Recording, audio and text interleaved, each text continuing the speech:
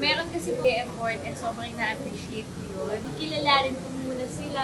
Muling umingay ang pangalan ni Jillian Ward matapos niyang aminin sa isang pahayag na meron kasing nag-e-effort pero kikilalanin ko muna sila, na agad nagdulot ng samut-saring reaksyon mula sa fans at netizens.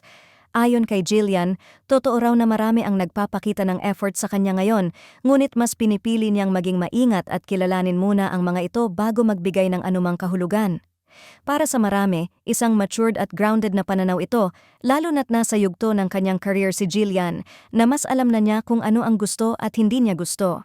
Gayunpaman, hindi na iwasan ng fans na iugnay ang pahayag kay Eman Bacosa na matagal nang iniuugnay sa aktres matapos ang kanilang unang pagkikita na naging usap-usapan dahil sa sinasabing natural na chemistry.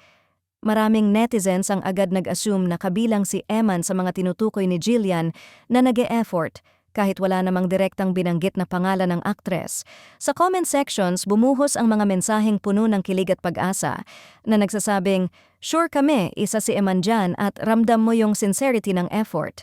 Samantala, may ilan namang mas piniling maging realistiko at pinaalalahanan ang kapwa fans na huwag munang mag-conclude. Para sa kanila, malinaw ang sinabi ni Jillian na kikilalanin ko muna sila na nangangahulugang wala pang tiyak at hindi pa panahon para magbigay ng label.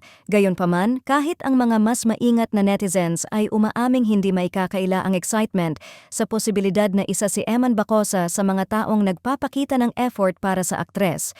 Sa huli, ang simpleng pag-amin ni Jillian Ward ay muling nagpatunay kung gaano kalaki ang interes ng publiko sa kanyang personal na buhay. Totoo man o haka-haka ang papel ni Eman Bacosa sa kwento, malinaw na abangers ang fans sa susunod na kabanata. Kung ito ba'y mauuwi lamang sa pagkilala o sa isang tambalang unti-unting binubuo, hindi lang ng proyekto, kundi ng tunay na koneksyon.